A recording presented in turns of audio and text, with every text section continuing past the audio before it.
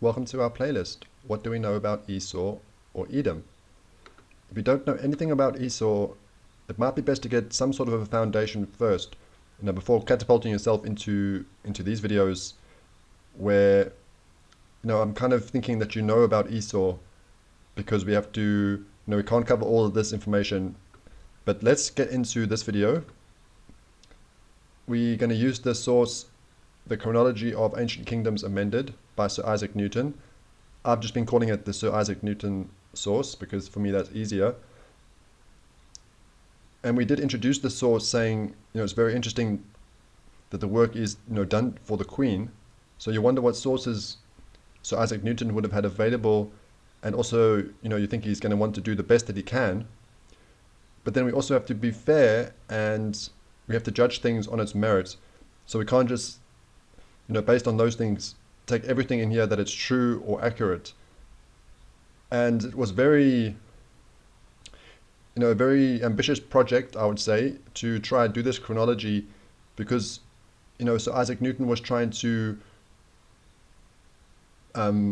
mix the mythology with the historical record, trying to combine what's coming to us from the mythology with the historical record, which makes it very interesting, but then, it could actually lead to a lot of confusion because it's not actually something that would be very easy.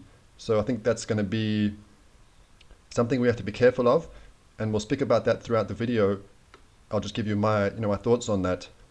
So let's try focus on Edom. So I've tapped in Edom so we can see all the different references, but we're just going to look at a few of them because, if you can see here, there's quite a lot. If you can see that on my screen. We're going to start with this one. The Edomites are conquered and dispersed by King David, and some of them fly into Egypt with their young king Hadad. So now this is an example where we can corroborate this with the Bible because we have Hadad the Edomite. But then the next one, it says, others fly to the Persian Gulf with their commander Oannes.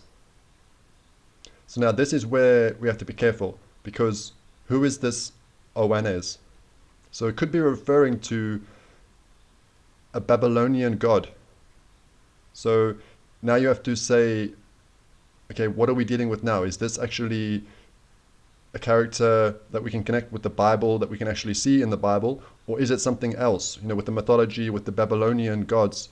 So that's what I was trying to say, where, trying to do a chronology where you're using the Bible and the historical record, but then also trying to make sense of the mythology, that's very difficult and could lead to confusion. And we'll keep trying to speak about that. So I don't know exactly who this Oannes is. The only thing I can find so far is that it could be a Babylonian god, or was a Babylonian god. But notice this part's very interesting. It says that this Babylonian god is said to have come out of the Persian Gulf or the old Erythraean Sea adjoining Babylon. If you try to think about that, because if you think about the Erythraean Sea, let's go to a map.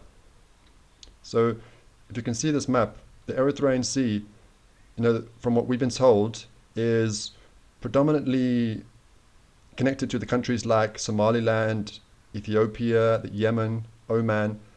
So being connected with like the Indian Ocean. But that doesn't actually connect to Babylon the way we've been told with the modern day country of Iraq, if you actually think about that. So is that why they have to put that kind of clarification where it says the old Erythraean Sea adjoining Babylon? Because the Erythraean Sea doesn't really adjoin Babylon. So yeah, that's very interesting. And if you think about our previous video, if you watch our previous video where we spoke about the Persian Empire and how we had the Persian Empire expanding, then maybe you can see why we do have those, why we're saying what we're saying, and this can be connected with that. So if you don't know what I'm saying, please watch the previous video, and then you'll have to maybe look through the channel to try, understand why we saying some of these things. But I thought that was very interesting with this the Erythraean Sea adjoining Babylon. That could kind of be like a bit of a clue there. But let's get back to this video on the Edomites, because we don't want to go off course. This is the most important thing that I want to read from, or take from this let's read this part. It says, "These Edomites who fled to the Mediterranean, translating the word Erythrea into that of Phoenicia, give the name of Phoenicians to themselves, and that of Phoenicia to all the seacoasts of Palestine, from Azoth to Zidon. And hence came the tradition of the Persians and of the Phoenicians themselves, mentioned by Herodotus, that the Phoenicians came originally from the Red Sea, and presently undertook long voyages on the Mediterranean." So this is a very interesting, it could be important. So Isaac Newton is saying that the Edomites are taking on the identity of the Phoenicians. So this is what we're going to focus on a lot in this video and speak about. The first thing I would like to do is think, do we have any other sources that speak about the Edomites taking on the identity of other people? So I was reading this work, Velikovsky and the Amalekites, and it says here, there's a Hebrew tradition that the Amalekites posed as Moabites, Canaanites, and other peoples.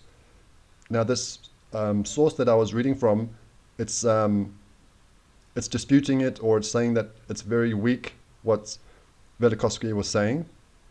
But we do have these traditions and these scholars saying these things about the Edomites, that they pose as other people.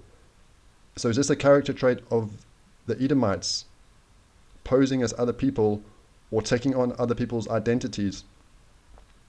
So I just wanted to show that because it's very interesting what Sir Isaac Newton is saying here about the Phoenicians, about the Edomites taking on the identity of the Phoenicians. And now we do see that there could be other examples of this, so we can kind of take it seriously. But I want to explore it a bit further and say we do have to be careful with some of this information. And it's saying about the Phoenicians coming from the Erythraean Sea. So we've spoken about this on the channel, and we've quoted this from Herodotus, where it says here, according to Herodotus, that the Phoenicians have their origin from the Erythraean Sea, and we've quoted that. But now this is where it gets a bit tricky or confusing, because it's saying that the Phoenicians have their origin from the Erythraean Sea. But is that the original Phoenicians, or is it the Edomites who have taken on the identity so that it would be the Edomites coming from this region? So you can see that it's actually a little bit confusing or difficult to know how to interpret this. And that's obviously going to be, well, that can be because of this, taking on identities and, pretending to be other people. That can obviously then lead to a lot of confusion when historians try to look back and understand, well, who are the Phoenicians? Because you might not know what you're looking at. So I'll try to speak about that towards the end to try to show you what I mean by that. But I'd like to go to, it's actually difficult to know exactly how to present this, but well, let's go to another example. I think this will be the best way to do it. I'm still trying to think of how to interpret this and what to do with this information, because it could be very important, but then I'm also concerned that we have to be very careful. So let me try to explain that. So let me find this next one. Okay, so it's here. The Red Sea had its name not from its color, but from Edom and Erythrea, the names of Esau, which signify that color, and some tell us that King Erythrea means Esau. So it's saying that the Red Sea, or the Erythraean Sea, is coming from Esau. So then you could say, the Sea of Edom. But I just want to show you why we have to be careful here, because in the mythology, we see there are other characters carrying this name, Erythras. So we have Erythras of Poseidon, we have an Erythras of Hercules, and then we have this Erythras, which is actually, according to these accounts, where well, who could be the individual that the Erythraean Sea is named after? Let's just read this one. So it's saying here that this King Erythraeus, so that's saying, King Red. So then you can see why people or scholars are wondering about Esau, because Esau's name was changed to Red. So there was a man famous for his valor and wealth by the name Erythras, a Persian by birth, son of Mauzeus. The glory of the island ascribed to him by the popular voice because of his deeds, that even down to our time they have called that sea, infinite in extent, the Erythraean Sea. So named after King Erythras, or King Red, but notice he's a Persian by birth, and it's a son of Mauzeus. So this sounds like something different from the Bible story of Esau. This seems something different. It's a Persian by birth. But now because, you have King Red, and Esau's name was changed to Red, you can see why scholars would be drawn to this. But I think we have to be careful and not just think because, the Red Sea could be named after a King Red. Yeah, not just jumping to conclusions and then saying, could it be Esau? So we do have to be careful, especially when we do see these other characters in the mythology. So that's why I was saying that this work of Sir Isaac Newton is very interesting, but you have to be careful when you trying to combine the mythology with the historical record, trying to create a chronology. It could lead to a lot of confusion. So that's just my feelings, that I think we have to be very careful here. But it does, it makes it very difficult to know how to process this information, because who is this King Red? No, this King Erythrea. And now, is it the Phoenicians that have their origin in this region? Or is it the Edomites? So now you can see it, now it's like confusing.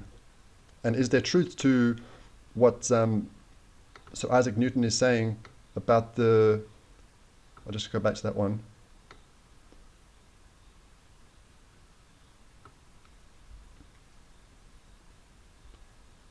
About the Edomites taking on the identity of the Phoenicians. So that could be important if it's true. So we'll try to build up to that as we get towards the end of the video. So I'd like to read a Bible verse. So this is from the book of Amos. And it says, "Thus saith the Lord, for 3 transgressions of Tyrus, and for 4, I will not turn away the punishment thereof, because they delivered up the whole captivity to Edom, and remembered not the brotherly covenant." So this is very interesting. So it does seem to be saying that the Tyrians are distinct from the Edomites, because it's saying that the Tyrians, and the Tyrians that's connected with the Phoenicians, it seems to be distinct, because the Tyrians are delivering up the captivity to Edom. But then it does say they remembered not the brotherly covenant. So what is the brotherly covenant between the Tyrians and Israel? So we can see that it's actually, not, it's not quite easy to understand this, because, the Tyrians or Phoenicians, you would think it would be distinct from Israel. So then what's the brotherly covenant? So is it more like a friendship covenant? Where I've seen some scholars, trying to understand this, because there was that friendship between King David and King Hiram, and now the Tyrians are, going against that now, it seems, because now they, delivering up the captivity to Edom. So are they going against that, that friendship or that covenant that they established in the time of King David? Or is there actually a brotherly covenant? Is it like a blood tie? So that's very interesting. So what is this connection between the Tyrians and Edom? And now we're also just trying to think about this information about, the Edomites taking on the identity of the Phoenicians. So yeah, we have to be very careful, I think, because we're going to finish with this source. It's saying one of the chief gods of the early Phoenicians, according to this scholar, and I'm not going to try to say the name, who was the first historian to write about them, was Usus, which is clearly identified with Esau, whose other name was Edom, or Red. These people were called Red after their first king, who was probably red-headed, not because they had red in their complexions. So now this could be confusing, or remember what we spoke about with King Erythras, where we have to be careful. Yeah, I see here, just so I know this could be quite confusing, but we have this mentioning of this King Erythras. So that's what I'm trying to say. When we're reading these sources and trying to think about this, who is this King Red? We can't just assume that it's Esau. So just be very careful how we interpreting this or trying to look at this. Because now it's speaking about the Phoenicians and how they're coming into Europe and they're founding these cities and saying that they also built Carthage. And this gave rise to Hannibal, who gave the early Latins such trouble. So let's just go to a map of the Empire of Carthage. So this, what we're told, is a Phoenician empire. But now, because of this information of King Red and this connection with the Phoenicians, and they're making the connection with Edom to this Phoenician god, we're not going to speak about that in this video, but again, I would have to say, be careful just making these links. But then what they kind of implying is that it's the Edomites who founded Carthage, and then it would be an Edomite empire. So this Carthaginian empire could be an Edomite empire. So it's very interesting, but then I'm also trying to give you that feeling where I am, that we have to be very careful with this, because of potentially, is there a lot of deception going on here, or is it, scholars getting confused with the information? So yeah, I'm also still trying to process this, and so I'm putting this out there, this video, to also look for your thoughts on it, your opinions, so we can try to go further with it. And we'll just finish with this part here. So we've already kind of brought this up, that there's this tradition that the Phoenicians or Tyrians were descendants of Esau. But is that really true? And it says here we have this tradition that Tyre was colonized by Esau. So that's not the same thing. If Esau is colonizing Tyre, that doesn't mean that the Tyrians are Edomites, because you're colonizing it doesn't make the Tyrians Edomites, but then there can become a very close connection, which we could see in the history with this verse. So clearly a very strong connection, but I think we have to be careful with the conclusions that you draw from this. And I just want to try to finish with this concept of this Carthaginian empire, but then thinking about Edom, because when we study the Carthaginian empire, these people were described as a Punic people. So it's a red people. But when we think about this and study it, we're being told that it's a Phoenician empire. So it's a red empire, it's a red people, but because they are Phoenicians.